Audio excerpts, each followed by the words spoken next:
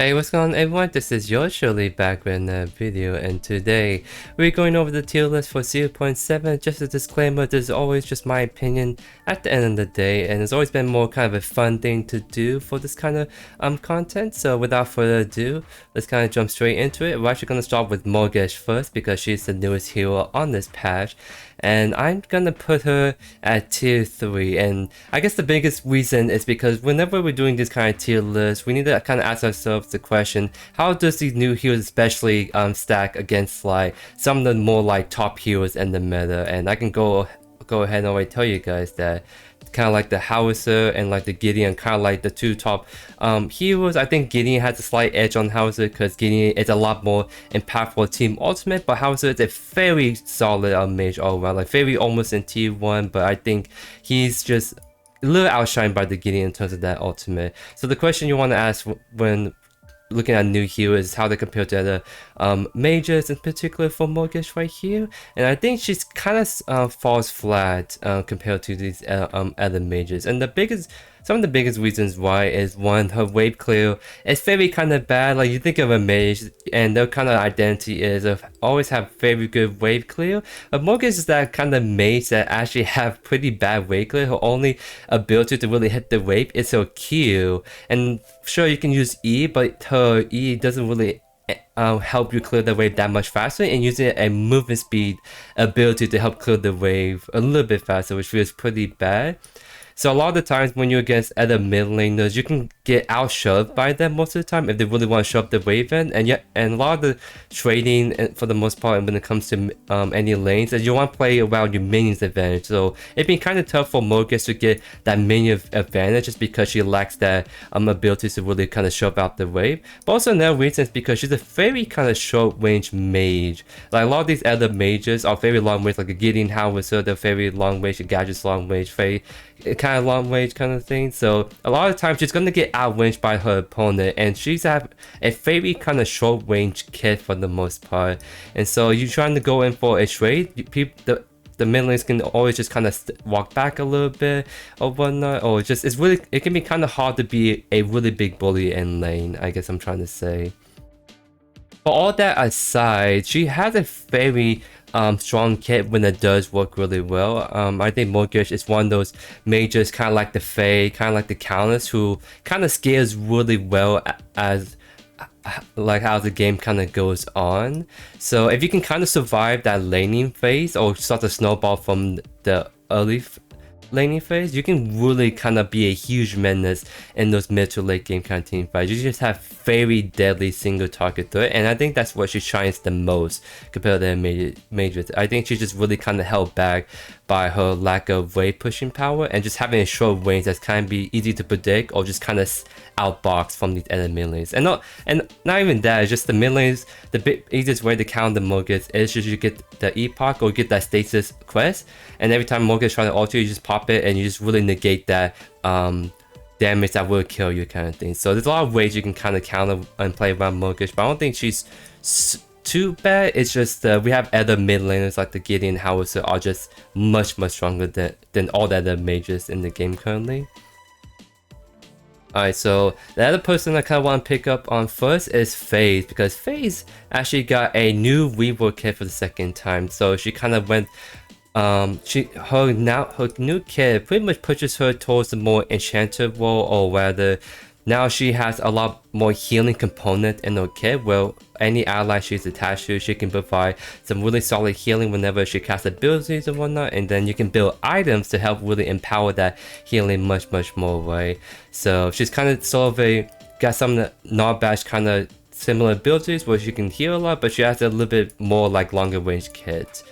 So I think she's also going to be going into the tier 3 list. And again, the big reason is because when you think of like new heroes or new rework kits, you gotta ask yourself the question, how do they stack against the current hero roster?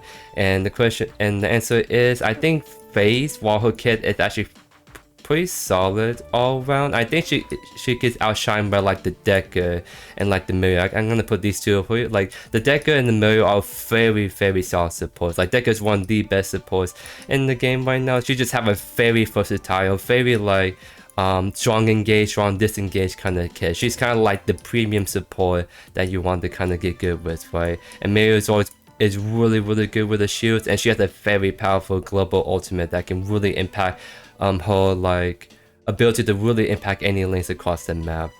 And so just compared to all of that, FaZe doesn't really kind of like that huge impact, right? And she does, and I mean the one thing that FaZe does that these LSU supports can't do is that FaZe actually can really like hyper enable one character. So think like pair her with the Sparrow or pair her with like a Chimera. She can really hyper enable that one character to just go in and just do even better stuff, right? The only problem is that means you have to kind of rely on one teammate that's doing good, kind of thing. So like with the Mario, with the Deku, they're better supports when played with not so great teammates. But FaZe is like, if you don't have any great teammates you can hyper enable or can rely on carry, she kind of feels a little bad, right? So that's one big issue I have in that regard for solo queue purposes. Also, like I think the one reason why I'm putting her low is because she has a tether ability where she can tether to someone and you can pull them back, but I'm not sure what got changed or whatnot on the new Reworked Kit. But there's like a delay when you reattach to a new hero, and you have to wait like a solid second or two before you can actually pull them back. So that kind of gives a little bit on FaZe's unique identity in that she's very good and just pulling anyone to safety, right? But the problem is, like, let's say a Joe Jungle got caught out and you try to reattach to him and pull him back. There's that 1 second to delay before you pull them back, and that 1-2 second delay can cost his life. Like every second matters in these mobile kind of fights, and the fact that there's a delay before you can pull people back, from my experience when playing FaZe, it just feels a little bit bad. So like I feel like if it's a lot more instant, maybe there's some consideration for tier 2 potentially, but the fact that there's a delay right now on pulling allies immediately back to safety as soon as you reattach, it kind of feels a little bit bad in my eyes. So I'm just kind of putting her at a tier 3 for now. Alright, so now we're just going to jump through the kind of general tier list now that we got to talk about the two new kind of heroes for the most part.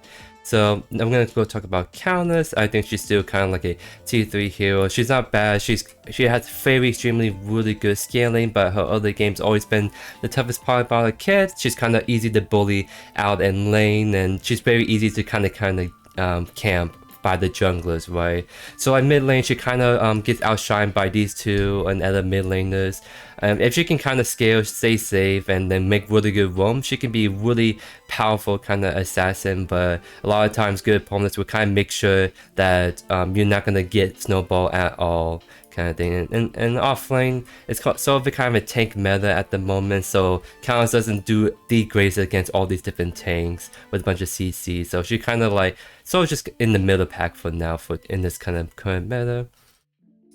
Next up is going to be Crunch. He's going to be a tier 2.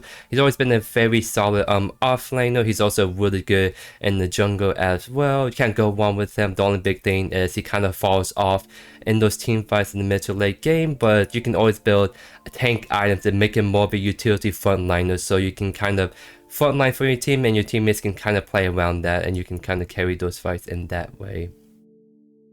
Next up is Drongo. He's gonna be a solid tier 2. He just always have a very powerful kit, mostly in his gag grenade, being able to silence any abilities within the race. It's been nerfed like quite a few times, but still a very potent silence ability. Really good at like kind of shutting down certain abilities or certain ultimates in this kind of roster.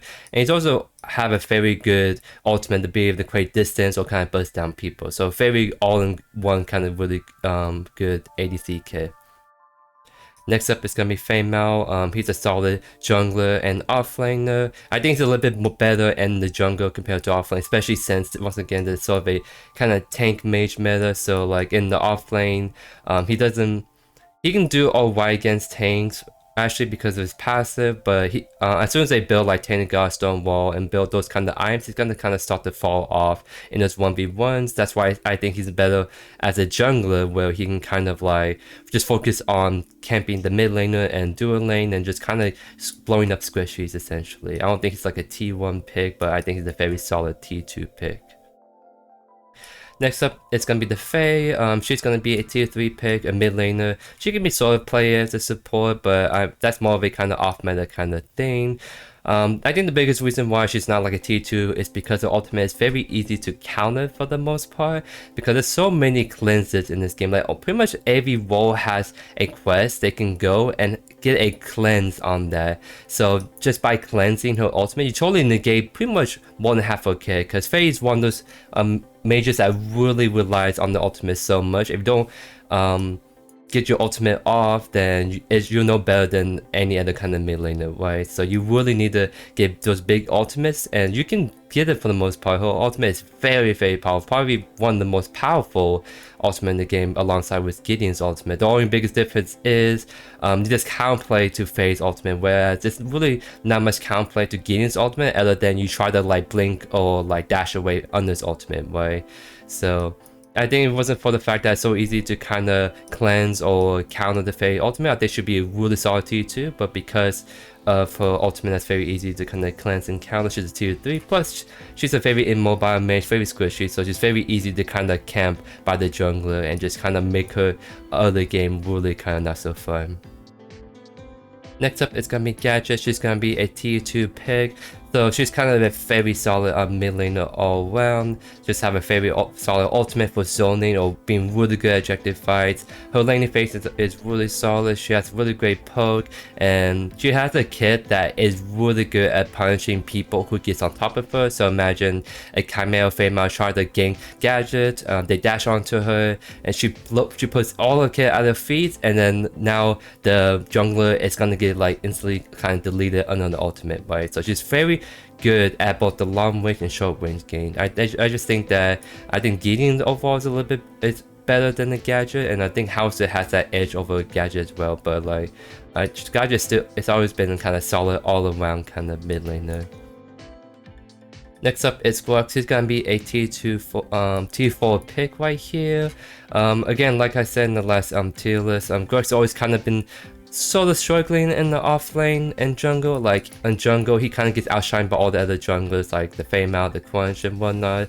And in off lane, he sort of kind of have a rough kind of laning phase, because a lot of the easiest way to counter Grux is pretty much either you CC him or you have a lot of range or escape tools to just pretty much not be able to take fights with him at all, right? So a lot of these offlanes like the Crunch, they can easily just always on be out, so Crunch can easily beat the Grux in the long run. Someone like Shinbi, she can easily outrange the Grux, keep poking him, and every time the Grux trying to engage, Shinbi just dashes away. Sevar just does everything Sevar's kid essentially can get the Grux off of him. It's really hard for Grux to excel because Grux wants to take those fights and those long trades, but it's very easy to not do that as an opposing opponent kind of thing. So he's definitely doing better, like the buffs he kind of received recently, and some of the item changes kind of actually benefits him, like the new world boost that I kind of play around with. But I still think that he's not a T3 pick just yet. Maybe if there's more item changes, maybe he gets a little bit more buffs here and there, I think he'll be in T3. But I think right now he's just so easy to kind of counter in the offlane and jungle role. He just kind of gets outshined by a lot of other junglers very easily. Next up is Kalari. She's actually going to be a T4 pick. And the big reason is because I think she's been sort of falling off recently. I don't really see that many Kalaris anymore in my games, and I think the big reason is because right now just sort of a kind of tank meta, like I said, so she can easily kind of get run down by all these tanks and do a lot of damage to her. But I think she's also a very like snowbally kind of champion. She doesn't get those early kills. Her tempo is really gonna hurt. Like someone like Feymal, I think has a lot more consistent early game threat and be able to snowball easily, whereas Kalari, she can sort of has a kit to kind of get some kills, but I think she's a lot more counterplay to her, or rather I think she's someone that's very easy for the other jungle like the Crunch to just invade and just take fights that she cannot win. So Clyde needs to kind of farm up and scale or get those early kills, and if she does not, she really falls behind pretty easily compared to these other junglers. Next up is Chimera. I think so. I'm kind of torn. I want to put him tier 3, tier 4. I think he's gonna be a tier 3 pick. He's almost a tier 4 pick because I think Chimera is someone that it's sort of like the same-ish problem as Grux. Well, the range is very predictable and it can be kind of hard to like do what you want to do in the jungle. But I think with the recent buffs and like some of the older buffs and with the kind of meta, I think it's actually fine in the T3 pick. In my opinion, I think he's definitely not struggling as much as the Kalai or Grux, but he's not like doing as well in my opinion with the Fame Mal or Crunch and be able to get picks and kind of make early kind of plays, right? I think Chimera is a kind of solid T3 jungler at the moment. Next up is going to be Bellica.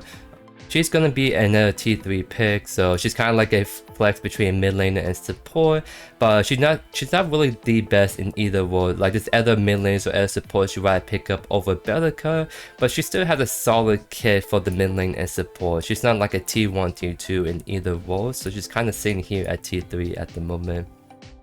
Next up is gonna be Morigesh. He's a T2 ADC, so he's just always a really good solo queue kind of ADC. Always have very good self peel and very self-sufficient. He can start a snowball with his global ultimate, so he has that global presence to help him be able to get kills across the map that can help him like win his lane by getting those extra gold.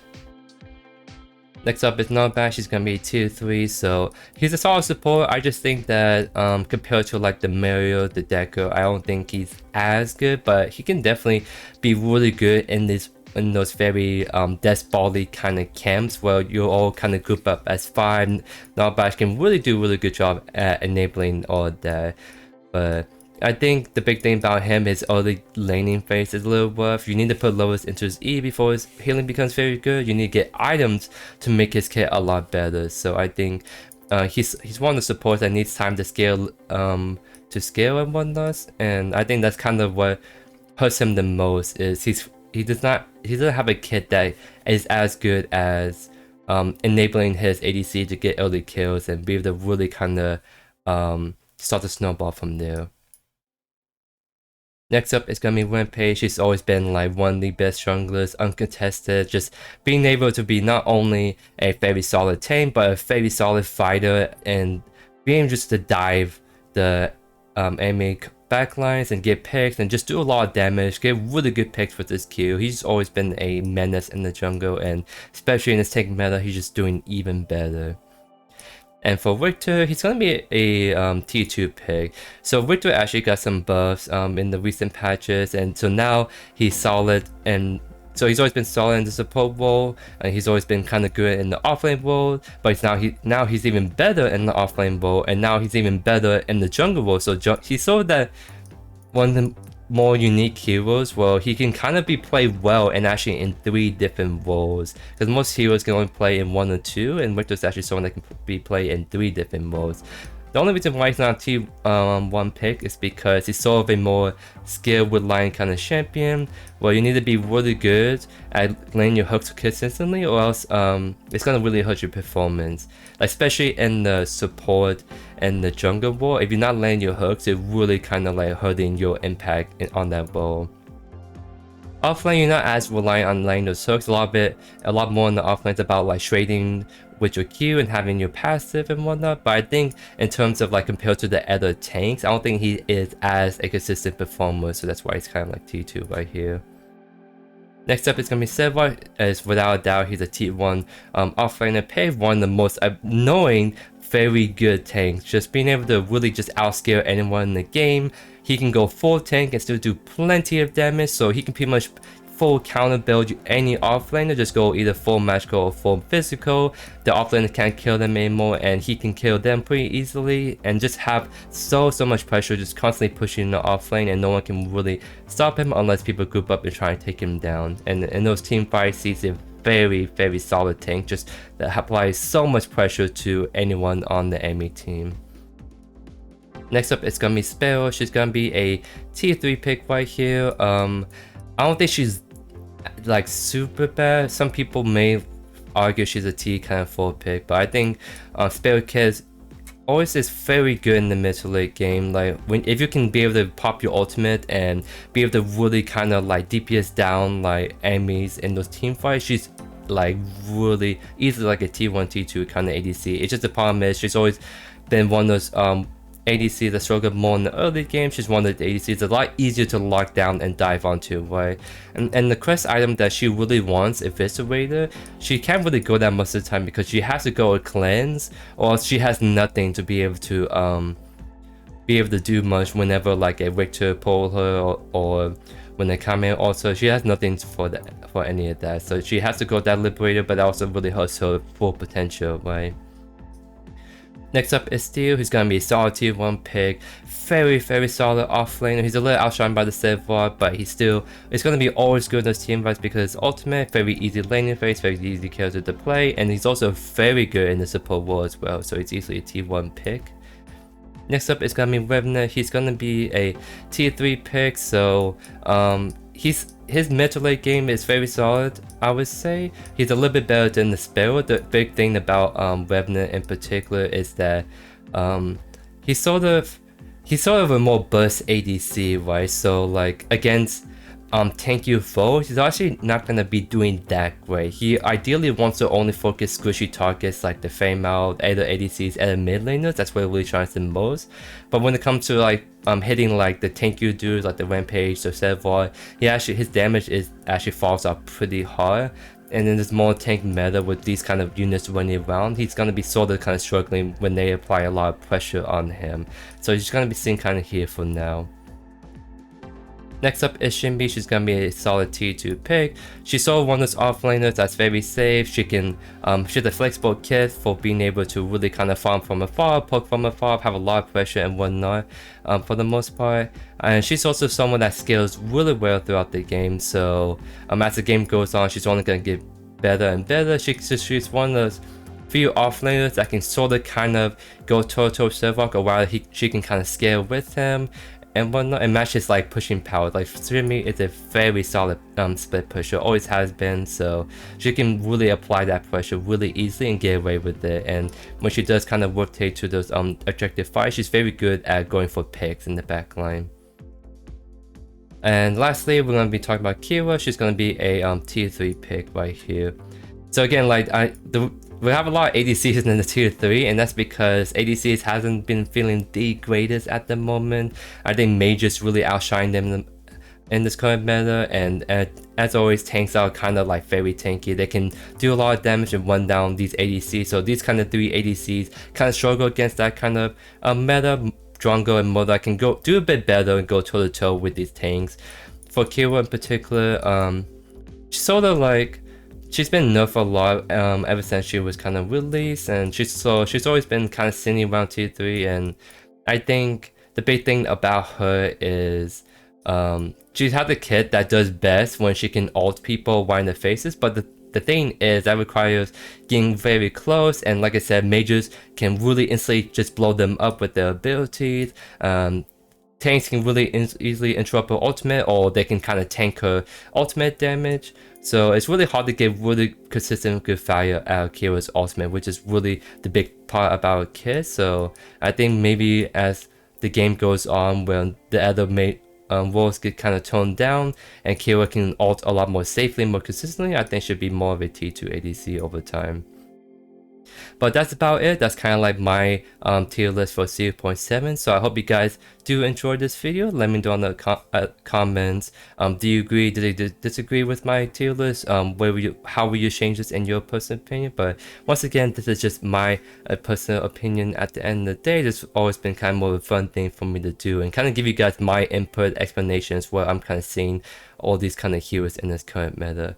But thank you again for all the support, and I'll see you guys in the next video. Peace.